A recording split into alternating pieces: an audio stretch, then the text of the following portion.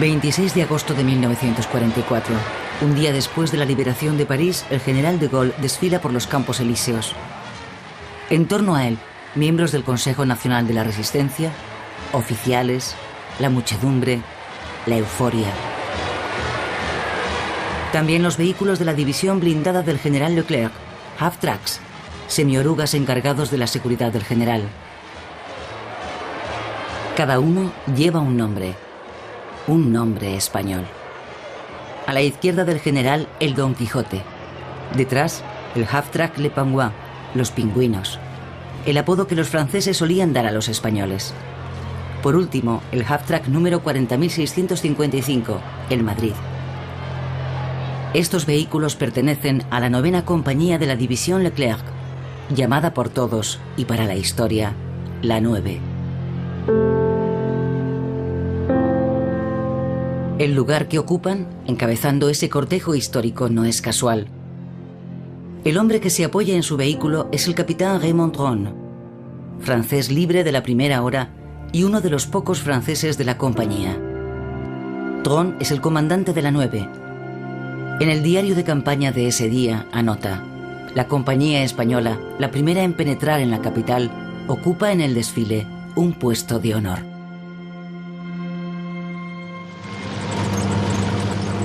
El 24 de agosto, las defensas alemanas habían obligado a Leclerc a detenerse a pocos kilómetros de París. París se ha sublevado. Había que entrar a toda costa en la capital.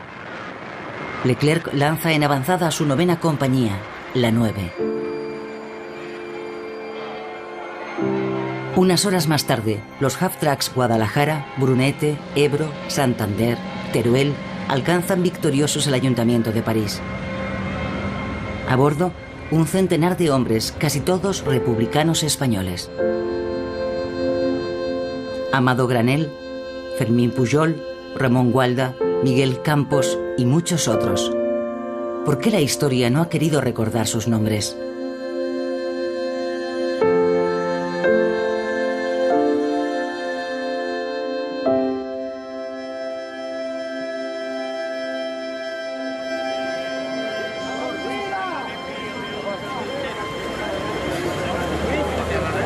Agosto de 2004. Tras 60 años de silencio, París rinde homenaje a sus olvidados libertadores.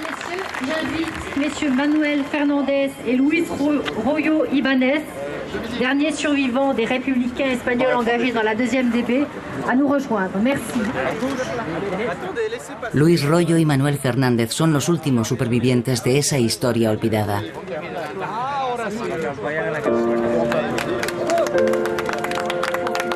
¡No pasarán! ¡No pasarán! Este ha reconocido que los republicanos españoles, que esto no lo reconocían. Yo tengo que reconocerlo hoy.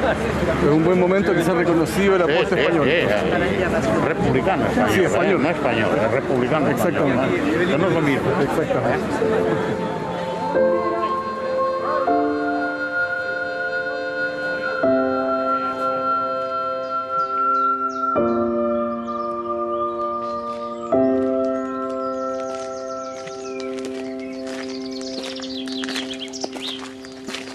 Yo salgo aquí todas las mañanas y doy la vuelta por ahí, por el bosque hay una carretera, un camino como este.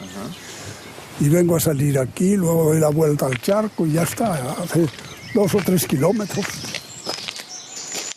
Manuel Fernández vive hace más de 10 años en una residencia de ancianos en la Bretaña francesa.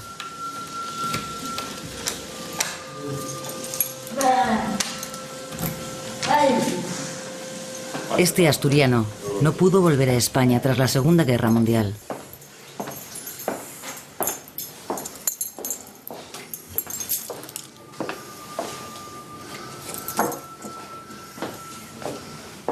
Cuando se terminó la guerra, yo estaba en París, estaba aún en el hospital de Valdegracia.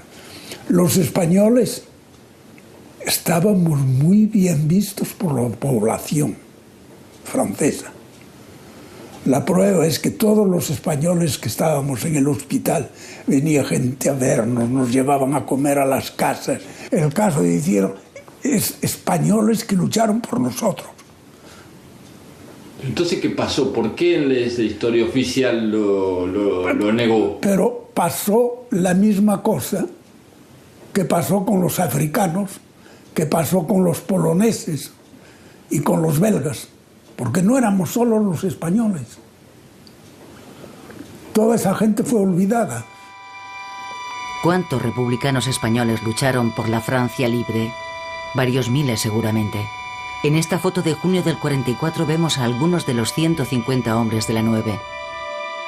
Solo sobrevivieron 16.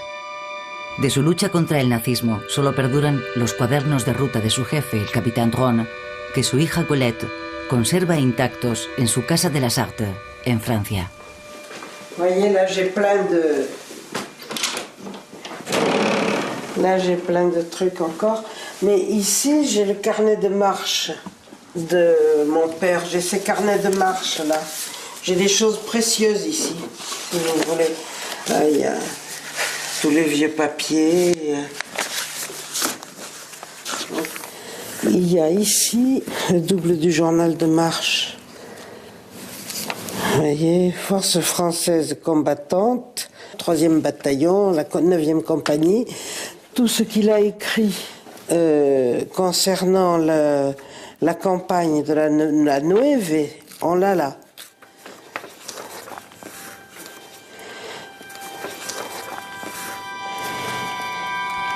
En cuadernos del ejército estadounidense, el capitán Dron glosó la increíble epopeya de los españoles de la 9. Pero la historia de aquellos hombres habría que buscarla más allá, en los comienzos de la joven República Española y en su lucha contra el alzamiento del general Franco. El coronel Dron decía que éramos diferentes a los demás, porque nosotros luchábamos por un ideal, y era la verdad. Nuestro ideal era la libertad, no era una bandera. Era un ideal que es muy diferente que el que llaman y que le dicen tú es tu turno de venir. Nosotros fuimos voluntarios para defender la libertad, eso que Franco nos retiró. Y siempre con la mira de decir esto nos llevará a atravesar los Pirineos y traer la libertad a España, que no fue así, pero en fin. En abril de 1931 se proclama la Segunda República Española. El pueblo español derriba la monarquía, terminando con el poder absoluto de los militares y la Iglesia.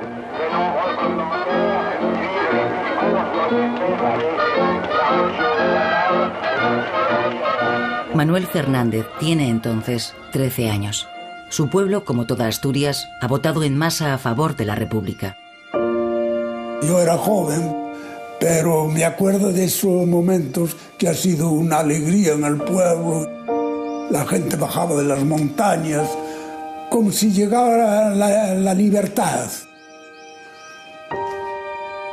Muchos vecinos venían a casa, mi padre bajaba a la bodega a buscar un jarro de vino y ahí estaban charlando y hablando de política y de todo eso. Era una vida muy tranquila, muy tranquila.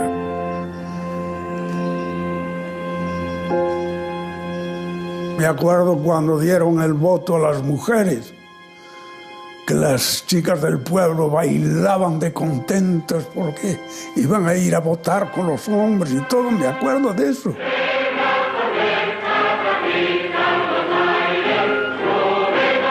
Yo no votaba porque era un crío, era demasiado joven, pero me acuerdo, yo asistía, como todos los chavales de mi edad, asistimos a las reuniones. Allí no había ni guardia civil, ni había nadie que controlara, les decían en la calle, en las reuniones. Pero los problemas vinieron después porque había orejas. Y claro, cuando los falangistas llegaron, hicieron la represión terrible allí. matando gente que nunca se había metido con nadie. En julio de 1936 estalla el golpe militar contra la República. En pocas semanas, el general Franco se apodera de la mitad de España y desata una guerra sangrienta. Asturias se mantiene leal a la República. Marentes, el pueblo de Manuel, cae rápidamente en manos de los franquistas. Y cuando hemos visto eso, había gente que estaba escondida en el monte. Y yo me reunía con ellos al monte. Y un día decidimos entre todos de marcharnos. Nos hemos marchado a través de las montañas y pasamos para el lado de los republicanos. Hacer la guerra como todo.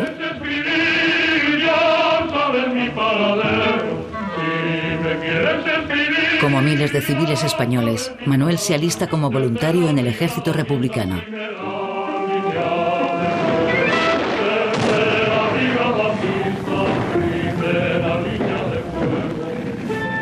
El catalán Luis Royo desfilaría por los Campos Elíseos en agosto del 44 al volante del Madrid. Cuando la guerra estalló en Cataluña, apenas tenía 17 años. Llegó un momento en que la guerra se puso mal. Bombardeaban Barcelona cada día. Y cayeron bombas, pues, a 100 metros de casa.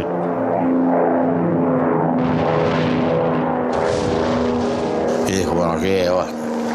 Y yo le dije a mi padre que me firmara para poderme enganchar, porque yo era menor. La mayoría era a los 18 años. Y yo tenía únicamente 17. Y mi padre, y lo hizo, me firmó. Las tierras de España, la grande, la sola, desiertas llanuras.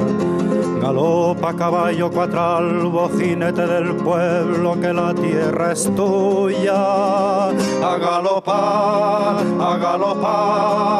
hasta enterrarnos en el mar. A galopar. Hitler y Mussolini ponen sus ejércitos al servicio de Franco. Francia e Inglaterra proclaman la no intervención y se desentienden de la República Española.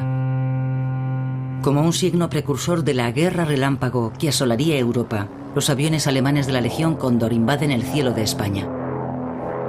15.000 oficiales de la aviación nazi participarán en la guerra franquista. Arrasan Guernica y bombardean sistemáticamente Madrid, Barcelona y las principales ciudades de la España republicana. Con un ejército mal equipado, compuesto mayoritariamente de civiles y de voluntarios del mundo entero, la República resiste 3 largos años. Cada vez que nosotros atacábamos, logramos el éxito, logramos lo que queríamos. Pero venían luego los italianos, los alemanes, y las bombas y la artillería, y ahí se unían.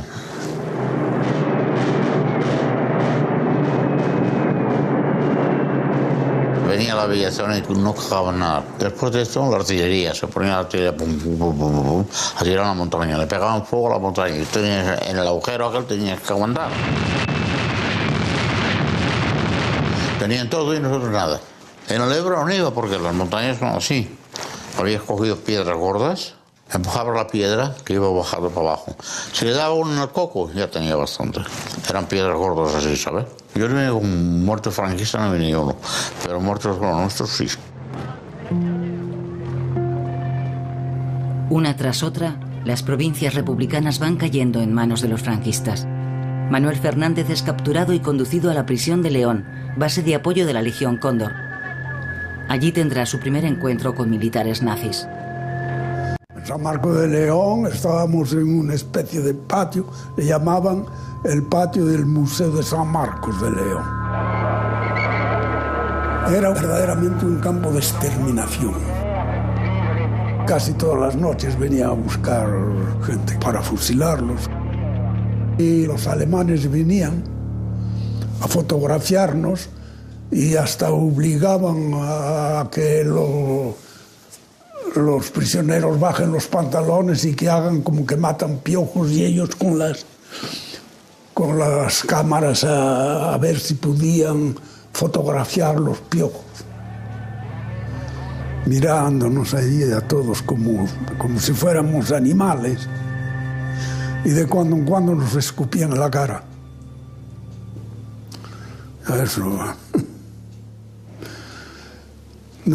Eso son cosas que no pueden olvidarse.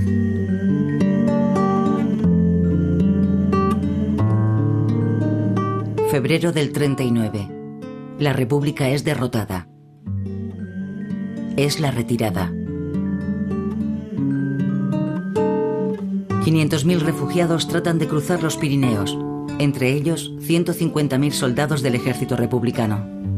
Los franceses acogen mal a esos españoles que ponen en riesgo una paz vergonzosa negociada con Hitler en Múnich unos meses antes. Cuando estábamos en la frontera, cayó una nevada, había así de nieve, 60 centímetros. Y nosotros metieron en un campo que había, donde las vacas iban a comer y cagar. Había el Tech, el río, que pasaba con el agua que fundía de la nieve, y tú te metías ahí dentro y te helabas.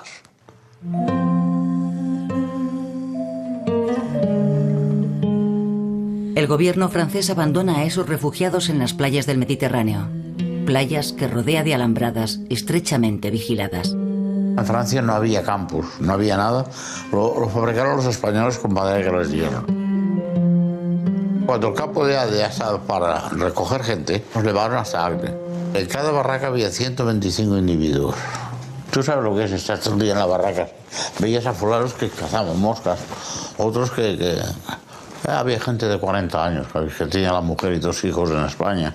Y esta gente pues no podían vivir, no tenían noticias y se volvieron locos algunos. Para muchos de esos republicanos, sin embargo, la urgencia es enfrentarse cuanto antes a la agresión alemana que han sufrido en carne propia y que ahora amenaza a toda Europa. El 14 de julio de 1939, los republicanos españoles desfilan y manifiestan su disposición a empuñar las armas contra el nazismo. Lo harán en vano. El Estado Mayor francés dará la espalda a esos decididos y aguerridos soldados.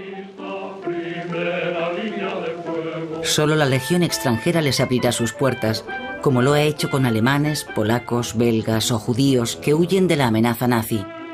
10.000 republicanos españoles se alistan así en la Legión.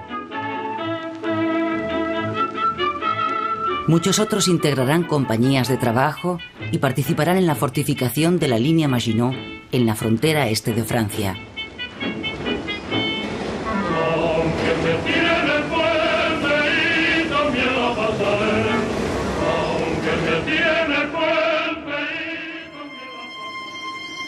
En mayo de 1940, Manuel Fernández logra evadirse de la prisión franquista, al mismo tiempo que Alemania lanza su gran ofensiva contra Francia. Yo tenía una cosa en la cabeza contra los alemanes. En Francia había la guerra y era una ocasión para vengarme, ni más ni menos. Y cuando he tenido la ocasión, que he visto la buena oportunidad de pasar la frontera, la pasé, y nada más llegar a Francia, al día siguiente ya estaba en un cuartel. Yo no vine a Francia para ir a encerrarme en un campo, no, ¿qué viene usted? Yo vengo a hacer la guerra. Al cabo de unos 8 o 10 días ya nos llevaron por al frente, con la Legión extranjera.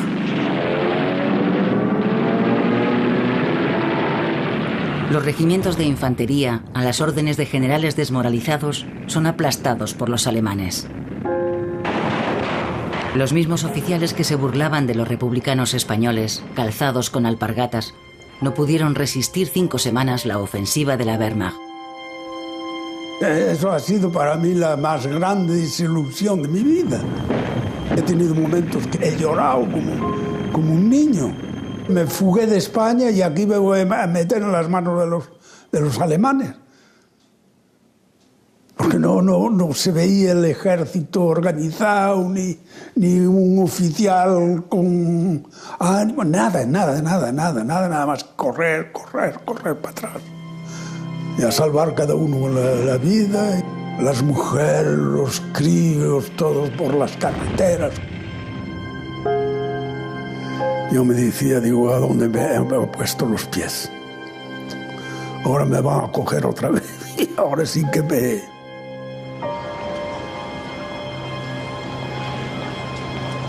El 17 de junio de 1940, el gobierno francés pide el armisticio. En los campos de Alemania se hacinan más de 1 millón de prisioneros de guerra. Manuel consigue evitar el cautiverio y el terrible destino que aguarda a sus compatriotas prisioneros. Privados del estatuto de prisioneros de guerra, los españoles son trasladados al campo de concentración de Mauthausen. Casi todos ellos serán asesinados.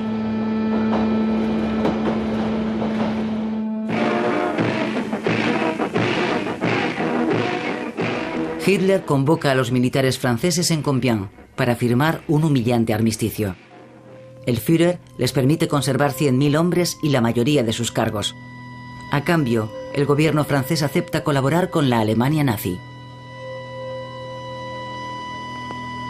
En Vichy, el mariscal Pétain forma un gobierno favorable al armisticio para dirigir una Francia totalmente neutralizada. Pero en Londres, el general de Gaulle hace un llamamiento a continuar el combate. Unos pocos oficiales y solo 2.000 soldados deciden seguirlo, entre ellos 300 legionarios españoles. Son los llamados franceses libres. En la Francia de Pétain, la situación de los refugiados españoles es cada vez más difícil. Sospechosos y perseguidos, muchos de ellos son encerrados nuevamente en los campos o entregados a los franquistas. Los gendarmes dijeron, bueno, ¿Alemania o España? Había hecho la guerra de España, los alemanes estaban en España, me habían querido matar 3 o 4 veces, yo no me voy a Alemania. A España no podía ir, ¿qué me quedaba? No me podía ir. Me hubiera ido a Inglaterra, me hubieran dejado, pero no me dejaban. Y entonces me fui a la Legión.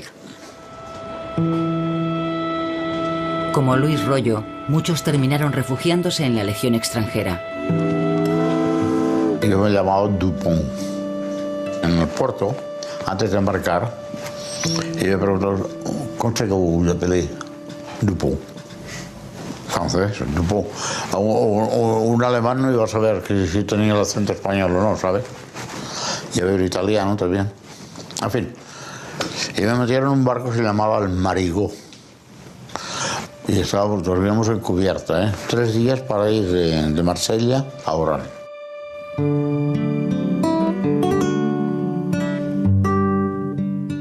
El norte de África se ha convertido en una segunda Francia, donde confluyen refugiados procedentes de toda Europa. Entre ellos, numerosos españoles que cruzaron el Mediterráneo durante la retirada y que acabaron en campos de concentración diseminados por el Sáhara. Junto a los españoles, comunistas y gaullistas castigados por el gobierno de Vichy. En estas fotos, un equipo de prisioneros españoles en las obras nunca finalizadas del tren transsahariano.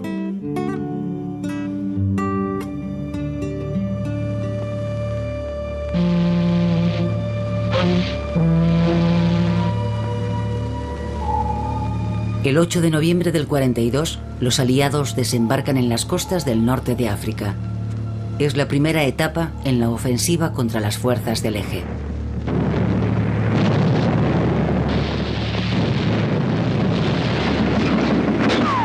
El ejército francés debe elegir entre continuar fiel a Pétain o pasar al bando de los aliados. Contra los americanos había más de 100 kilómetros y nos llevaban a pie.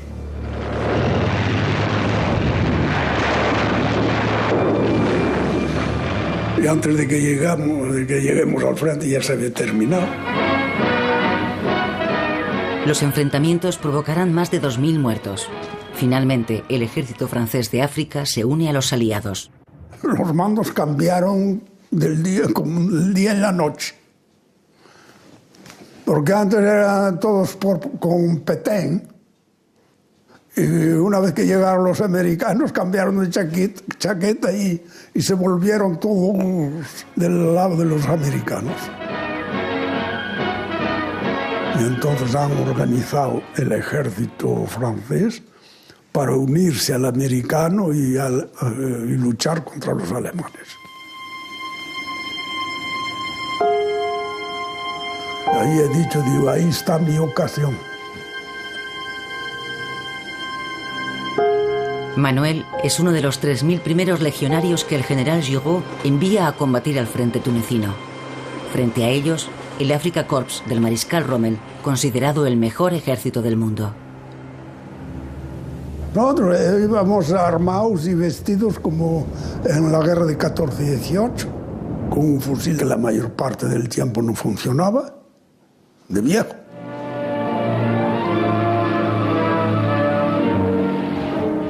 El día que nos atacaron los paracaidistas de Rommel, los oficiales chillaban a la bayoneta o canón.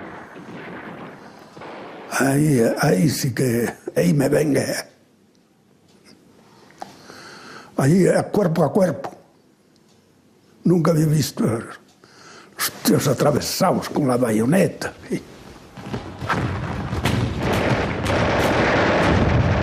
Al lado mío había un chico que tenía un fusil ametrallador, recibió una bala en la cabeza, el hombre cayó muerto. Yo tiré mi fusil y cogí el fusil ametrallador. Digo, con este al menos me defiendo y allí he podido defenderme. Pero había un fusil ametrallador para cada 20 soldados. Y allí cayeron heridos, muertos, otros prisioneros. Allí nos cogieron como ratas. Y yo me fugué de noche, herido. 2.000 legionarios españoles y belgas, en su gran mayoría, cayeron en aquella ofensiva. Al cabo de un mes de convalecencia, otra vez para el frente. Y llegué al frente por la mañana y me dice el sargento, oye, Fernández, llegas bien, atacamos esta noche. Y allí ya empezó el ataque que no se paró hasta que los alemanes se rindieron. La campaña de Túnez finaliza en mayo con una victoria decisiva. 170.000 hombres del Afrika Korps son hechos prisioneros. Verlos allí por el suelo como estábamos nosotros, exactamente lo mismo. Y los he visto matando piojos, como nosotros estábamos. Digo, esto sí que es una venganza. Túnez, 5 de mayo del 43. Los enemigos de ayer desfilan juntos hoy. Los soldados del ejército de Vichy y los franceses libres del general de Gaulle. Manuel lo hace con la Legión extranjera. Tras ellos, el Cuerpo Franco de África, formado por miembros de la resistencia, apátridas, republicanos españoles, los poco antes considerados indignos del ejército francés, hoy son aclamados como héroes.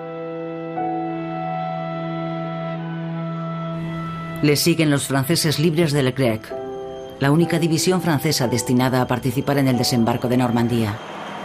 Pero Leclerc necesita 15.000 hombres y solo dispone de 4.000.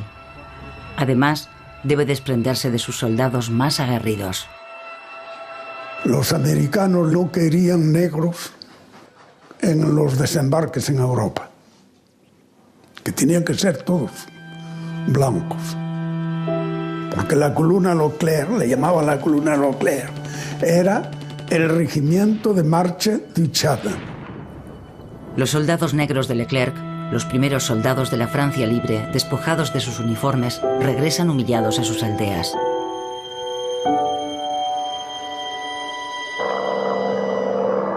En mayo del 43, de Gaulle llega desde Londres. ¿Quién tomará el mando del Ejército de Liberación? ¿De Gaulle o Giraud, el general al frente del ejército de Vichy en África? Yo quería hacer la guerra con Leclerc. Oye, es una cosa que he tenido desde siempre. Porque yo opino que de Gaulle es un hombre que no aceptó a los alemanes y no aceptó nada. Y yo tampoco acepté a Franco ni lo otro. Las ideas de Gaulle a la época correspondían más con las nuestras que con las de los otros que eran de Pétain.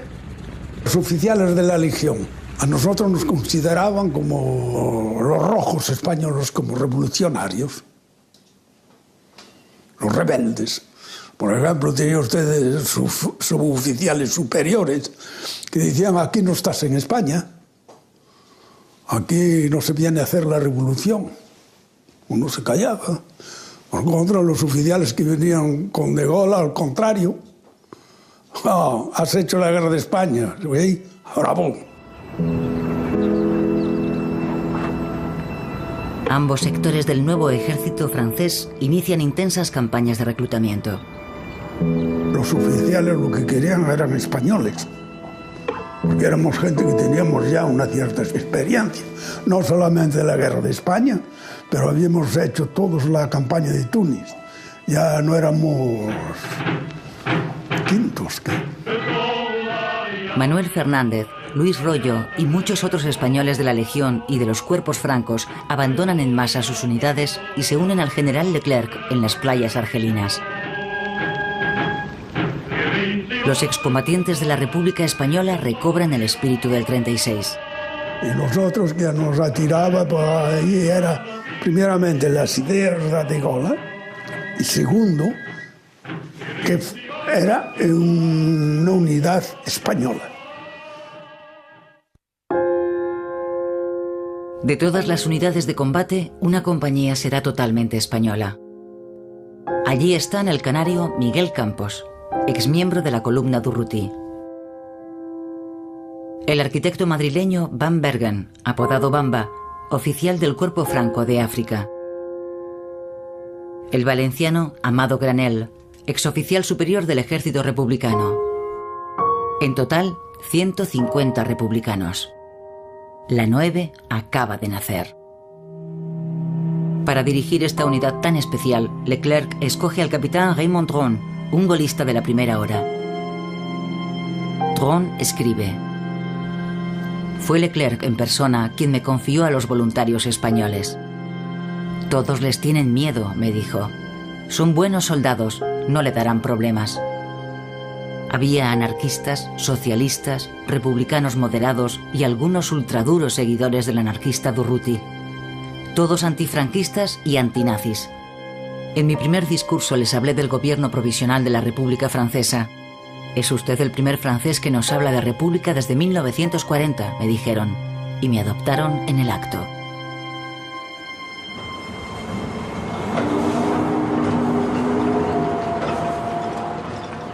A las playas marroquíes van llegando armas pesadas, camiones, blindados, miles de toneladas de equipamiento estadounidense para la segunda división de Leclerc. La 9 compañía iba todos los días a Casablanca para deshacer, para recuperar el material, deshacer las cajas que venían en los barcos y todo eso, montar el material y todo eso. Cuando venían los americanos, que empezaron a traer: oye, qué bola, aquí que vengan los alemanes, que estamos ahora igual. Y como, no, igual que con el mismo material lo jodimos.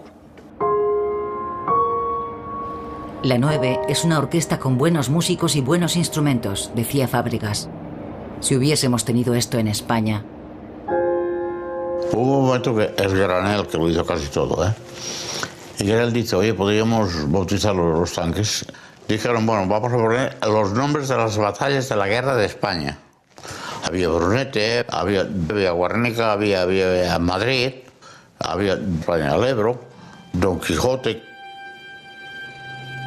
En abril del 44, los 15.000 hombres de la segunda división blindada embarcan en Casablanca. Es un ejército atípico, lleno de voluntarios extranjeros, españoles, griegos, italianos, polacos y latinoamericanos. Como dijo Manuel, aquellos hombres no defendían una bandera, sino un ideal. Inglaterra será su última escala antes del desembarco en Francia. Tengo un recuerdo de Inglaterra increíble. Que sí, no puede ser mejor. Allí estuvimos 3 meses. todas las mujeres, los hombres, todos atentos con nosotros. Era fantástico. Había baile los sábados por la noche, los domingos por la tarde. Había los clubes, estábamos afiliados a un club, íbamos al club, ahí todos nos divertíamos.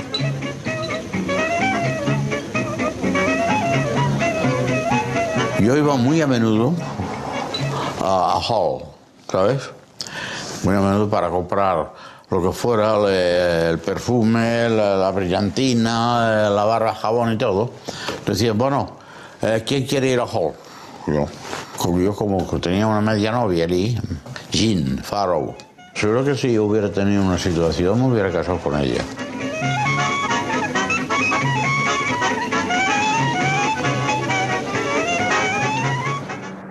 El 6 de junio del 44, en Inglaterra, Manuel, Luis Royo y sus compañeros asisten a los preparativos para el día D. Yo me acuerdo la noche del desembarco aquí, el cielo inglés estaba cubierto de aviones. Nunca he visto tal cosa. Nosotros lo mirábamos, era una noche clara. Se veían los aviones que venían de todas las partes, se juntaban y venga, y venga, y venga. Y yo decíamos nosotros, dice que los alemanes, ¿qué es lo que van a recibir? Esto toda la noche. 2 meses más tarde llega su turno de desembarcar. Trond escribe: 4 de agosto de 1944. Las operaciones de desembarco comienzan a las 8 horas. A las 13 horas tocamos tierra francesa en las inmediaciones de la playa de la Madeleine. Un momento de emoción.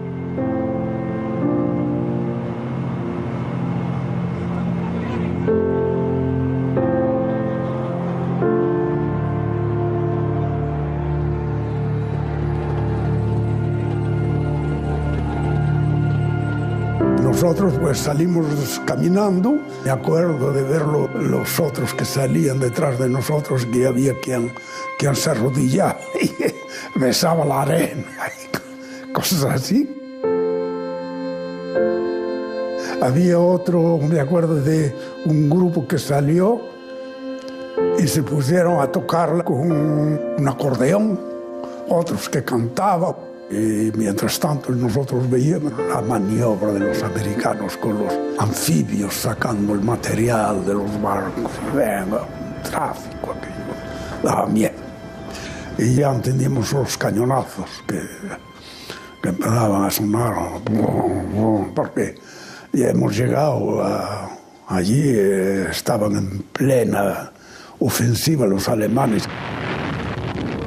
Desde el 6 de junio, los ejércitos aliados se enfrentan en Normandía a una gran resistencia. 200.000 hombres de la Wehrmacht impiden su avance.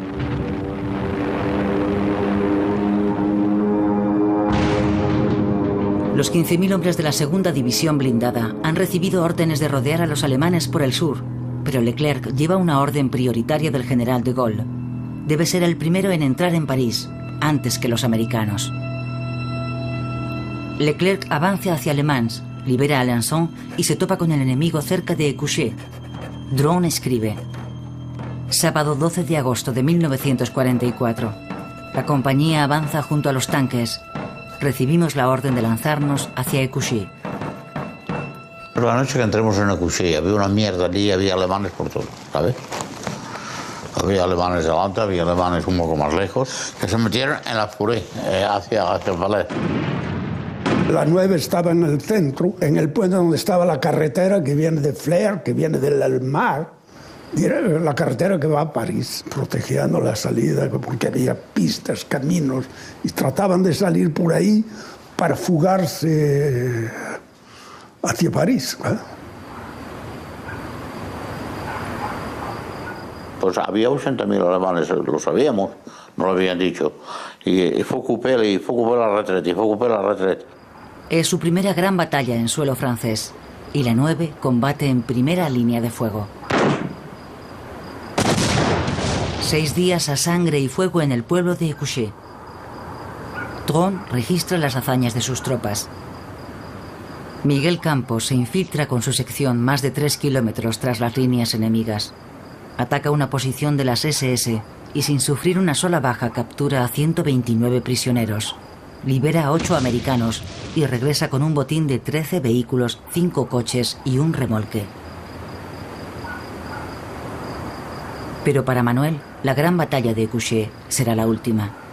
Estaban todos detrás de los tanques y estábamos comiendo un pote que nos había traído una mujer que era cordero con judías. Ay, fíjese, no hacía tiempo que no habíamos comido eso. Y llega el teniente mío y dice: Belmonte, hombre, deja la ametralladora solo. Yo tenía la ametralladora un poco más lejos, no había nada. Había uno que quería ir, digo, deja, voy yo, quedaros por ahí. Y subí con la cuchara en la mano.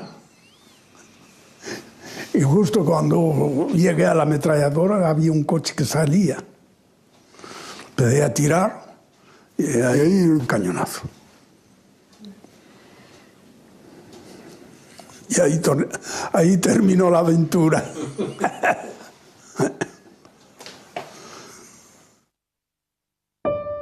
Manuel es herido de gravedad.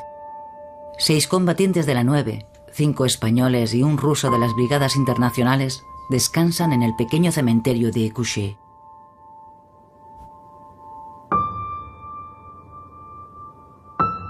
El 19 de agosto, la batalla de Écouché ha finalizado, pero Leclerc no logra obtener de los americanos la orden de lanzarse sobre París. Los aliados prefieren proseguir el avance rodeando la capital. De Gaulle, para quien la liberación de París por los franceses libres es fundamental, logra finalmente obtener el acuerdo del propio Eisenhower. El 23 de agosto la división Leclerc se pone en marcha. Sus 4.000 vehículos recorren sin mayores obstáculos 250 kilómetros en un clima de euforia.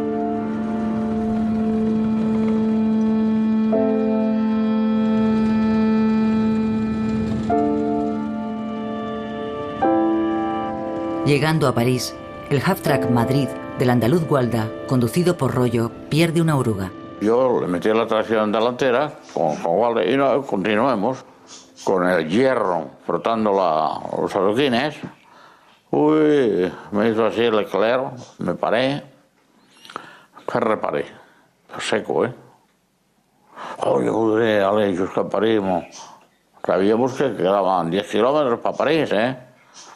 Si había que pegar tiros en París, los pegamos. No, fue reparé tout de suite. Sorteo el drapeau y voy a meter en Berna.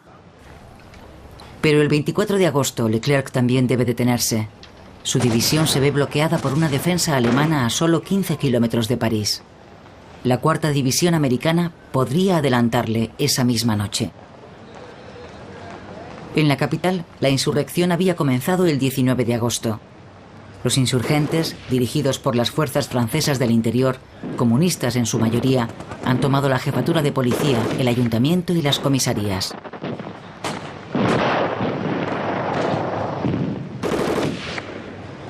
Para Leclerc no queda otra salida.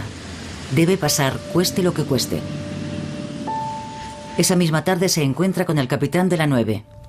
El general lo toma por el brazo y le dice: Tron, entre en París. Vaya con todo lo que tenga, pero entre en París. Y hoy cuando Leclerc le dijo, Tron, vous partez, vous rentrez a París. Vous le direz que demain toute la división será là. Ellos se fueron, la segunda y la tercera sección, y nosotros queremos salir con tontos. La 9 se pone en marcha alrededor de las 19:30. Son más de un centenar de republicanos españoles en una docena de half-tracks apoyados por 3 tanques Sherman. La 9 entra en la historia.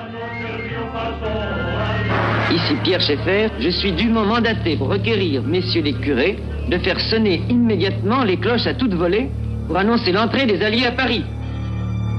A las 21:20 el Guadalajara llega a la plaza del ayuntamiento. Es una de las escasas imágenes que dan fe de la presencia española.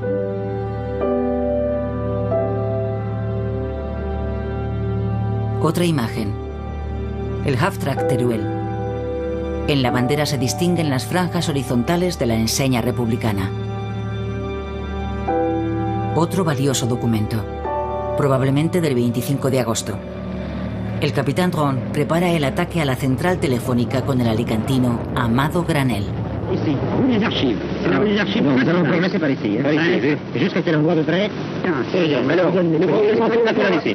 Alors, vous laissez la colonne ici. Alors, ça, votre commandement, nous donnez votre officier adjoint. Deux chars de ce côté. En esta foto vemos a Amado Granel a la derecha. A la izquierda, el extorero Martín Bernal. Paris arrache à ses 4 années de captivité. Libération! Aquel 25 de agosto, París es liberada. La foto de Amado Granel sale en la portada del periódico Liberación. Pero la historia que se cuenta es otra. El capitán Dron se ha convertido en Bron. Y el blindado Guadalajara es ahora el tanque Romilly. En el ayuntamiento, De Gaulle pronuncia un discurso histórico. Pour la première fois depuis 4 ans, un micro français parle français. Paris, Paris outragé, Paris brisé, Paris martyrisé, mais Paris libéré, libéré par lui-même, libéré par son peuple avec le concours des armées de la France, avec l'appui et le concours de la France tout entière, c'est-à-dire de la France qui se bat, c'est-à-dire de la seule France, de la vraie France, de la France éternelle. ¿Qué lugar podía quedar para los republicanos españoles y los voluntarios extranjeros? La guerra, sin embargo, no había acabado y los combates más duros estaban aún por llegar. La 9 pagará un terrible precio. 40 muertos y más de 100 heridos entre París y las llanuras de Alsacia. En mayo del 45, los últimos españoles de la 9 asaltan el nido del águila de Hitler. El largo camino hacia la libertad está a punto de finalizar, pero no para los republicanos españoles. La ideal que nosotros teníamos era de hacer la guerra contra Franco. Pero antes de Franco había Hitler y había Mussolini. Matarlos y después ir a Franco. Porque si nosotros hubiéramos ido a España una vez que Hitler estaba deshecho ya y Mussolini estaba muerto, se lo colgaron, pues Franco hubiera hecho media vuelta. La lógica de la Guerra Fría se impone. Franco no solo logra salvar su vida, sino que se convierte en aliado del mundo libre. Un amargo trago para quien tanto luchó por la libertad.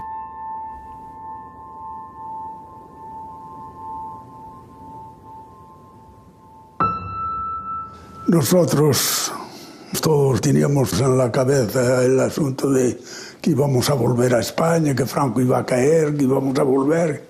No, el resto no nos interesaba. Y finalmente, pues, la mayor parte murieron sin volver a España.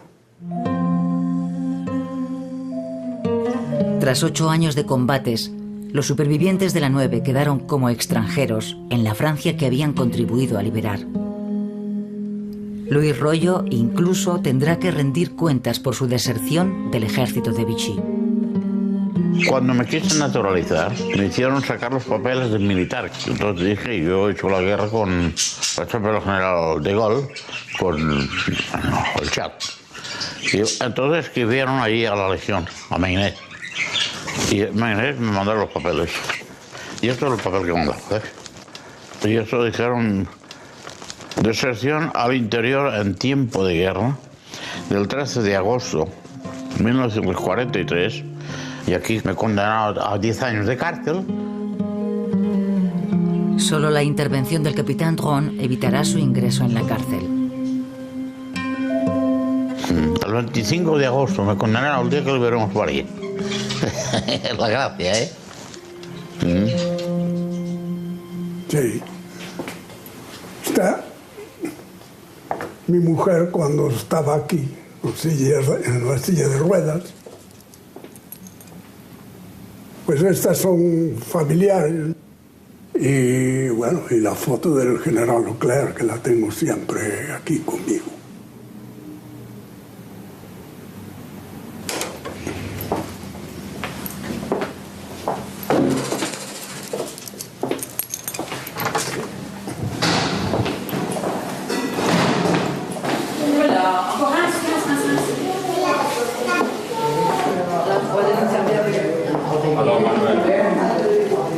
¿Qué?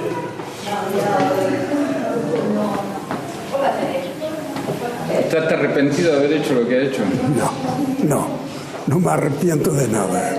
Hicimos lo que teníamos que hacer, lo que nuestras ideas nos decían, y si se necesitara hacerlo otra vez, lo volveríamos a hacer. Bueno, adiós. Hasta la próxima. Hasta la próxima.